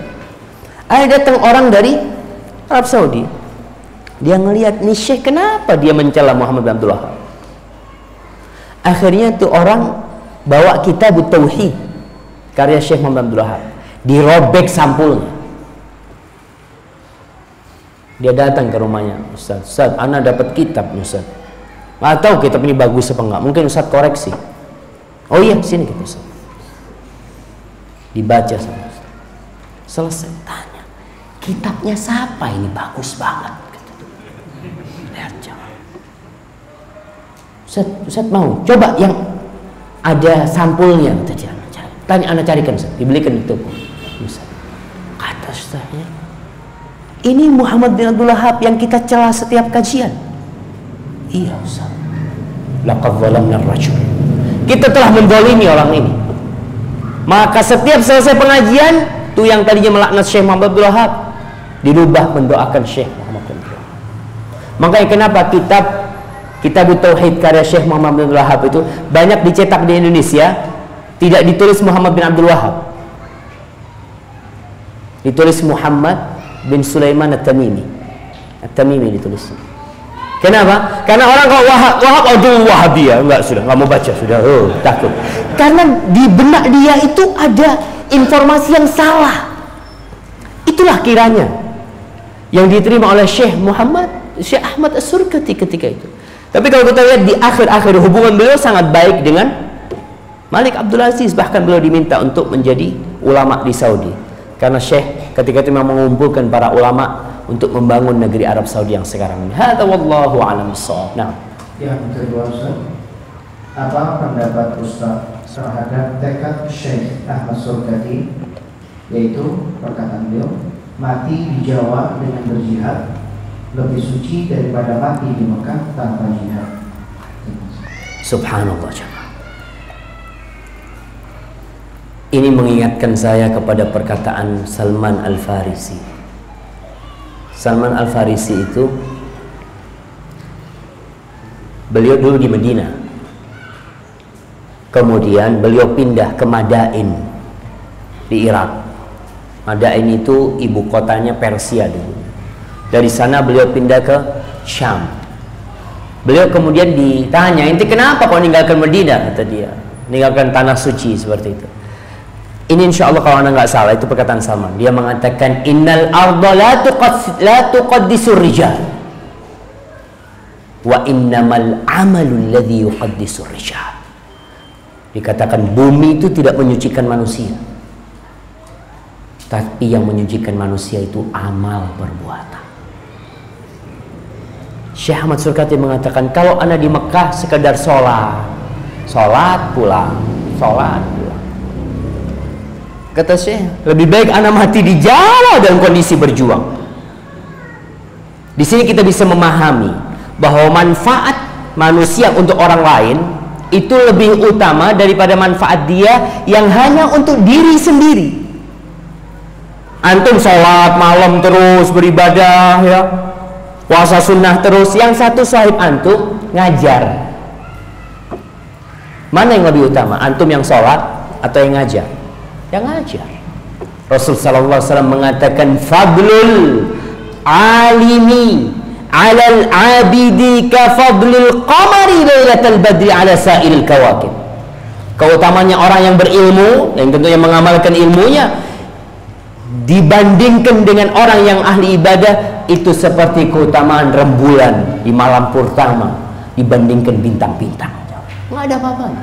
Maka Syekh Ahmad Surkati, kalau aku di sini berjuang, berjihad, mengajak orang kepada kebenaran, mengajarkan mereka Al-Quran dan Sunnah, memerangi khurafat dan bidah yang ada, itu lebih utama daripada aku di Mekah cuma duduk-duduk. Dan Rasul sallallahu alaihi wasallam mengatakan, idhamul jaza ma'a idhamil bala. Idhamul jaza, besarnya pahala itu sesuai dengan besarnya cobaan yang ditimpa manusia. Al-ajru biqadril masyaqqah. Pahala itu sesuai dengan rasa lelah dan capek yang kau dapatin. Maka Syekh Ahmad Surkati melihat keberadaan dia di Mekah kurang bermanfaat. Makanya para jamaah kita nih, mahasiswa Medina, Islamic University of Medina, kalau kita tinggal di Medina lebih enak. Tiap hari ke Masjid Nabawi, insyaallah. Buka bersama, ada sufrohnya. Kerja di sana fulusnya, masya Allah. Dihormatin orang. Iya. Kalau dipikir lebih enak di sana, iya lebih enak di sana. Kalau untuk mikirin dunia, lebih enak di sana. Fulus sudah. Tapi di sinilah dakwah kita. Di sini kita menyampaikan agama Allah SWT, walaupun tentunya lebih capek dibandingkan di sana. Ya mudah-mudahan seperti Syekh Ahmad Surkati ketika memilih untuk ke Indonesia, daripada di sono hanya diem di masjid, sholat, ibadah. Mungkin kalau ngajar pun ngajar orang yang sudah ngerti. Tapi kalau di Indonesia, beliau mengajarkan ilmu kepada orang-orang yang belum mengerti pada waktu. Apalagi Indonesia, ya kata Syekh tadi, banyaknya misionaris, banyaknya nasionalisme pada waktu itu, yang mereka memandang Islam itu adalah hantu untuk negeri Indonesia. Hadza wallahu a'lam bissawab. Nah, pertanyaan yang ketiga, beberapa orang ada yang menganggap bahwasanya Syekh Ahmad Surkati adalah seorang ingkar sunnah, lebih tepatnya mengingkari hadis ahad dalam akidah. Nah, berkaitan dengan ingkar sunnah, nggak benar ucapan itu. Karena Syekh Ahmad Surkati mengajak untuk mengikuti sunnah. Jadi kalau kita ada orang mengajak untuk mengikuti sunnah, tapi dia dalam satu permasalahan salah. Permasalahan ingkar hadis ahad ini bukan semua hadis ahad. Syekh tidak mengingkari azab kubur. Permasalahan itu adalah sebuah hadis tentang keutamaan orang-orang Quraisy, orang-orang Arab, di mana Rasul sallallahu alaihi wasallam mengatakan innallaha astafa min Kinana Bani Hashim, atau min waladi Ismail Kinana, wastafa min Kinana Bani Hashim, wastafa min Bani Hashim, oh kama qala Rasul sallallahu alaihi wasallam. Di sini Syekh Ahmad Surkati melihat, menyimpulkan hukum dari hadis ini, bahwa Alawiyin itu lebih utama dari selain Alawiyin. Itu yang ditolak sama Syekh. Walaupun hadis ini sebenarnya sahih hadis itu, dan orang Arab secara umum itu lebih baik dari orang non Arab kalau kita bicara jins, karena Allah menjadikan Nabi Muhammad dari kalangan orang Arab. Hanya ini hadisnya. Kalau dikatakan ingkar sunnah kepada hadis-hadis yang lain, tidak. Itu yang Anda ketahui dari tulisan beliau. Beliau mengingkari masalah hadis tadi, hadithul istifa yang disebut, ya. Hadza wallahu a'lam bissawab. Nah, jazakallahu khairan Ustaz. Pertanyaan sudah habis. Mudah-mudahan Allah Subhanahu wa taala memberikan kita tambahan ilmu, dan mudah-mudahan Allah Subhanahu wa taala memberikan kita kesabaran dalam menuntut ilmu. Dan perlu kami kabarkan kepada para jemaah sekalian, insyaallah tanggal 14 dengan waktu yang sama, hari Sabtu, sholat Isya berjamaah di Masjid Al-Qaus, dan dilanjutkan dengan kajian Dr. Muhammad Nur Ihsan insyaallah di tanggal 14. Kabar selanjutnya dengan menggunakan tema atau judul akan kami kirim lewat WhatsApp, BBM, Facebook ataupun yang lainnya. Terima kasih kepada semua jemaah. Mudah-mudahan Allah Subhanahu wa taala memberikan kita hidayah dan menetapkan hidayah tersebut kepada kita semua.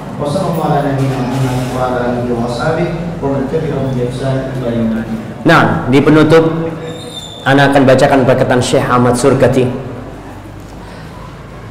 yang disebut dalam kitabnya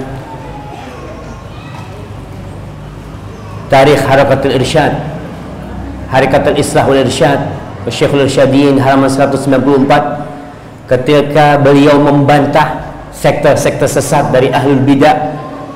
Beliau mengatakan, walau iqtadaina bisalafina salih minas sahabati wa tabi'in wa tabi'ihim min a'immatid din min ahli al-quruni al-thalathati al-fadilah lakana khairan wa ashadda tathbita wa lahadana Allahu siratan mustaqima wa atana min ladunhu ajran 'azima ila qalihi wa laqad sadaqa Rasulullah sallallahu alaihi wasallam wa huwa as-sadiqul masduq latattabi'anna sanana man kana qablakum shibran bi shibrin wa dhira'an bi dhira'in hatta law dakhalu juhra dabbin la dakhaltumuh.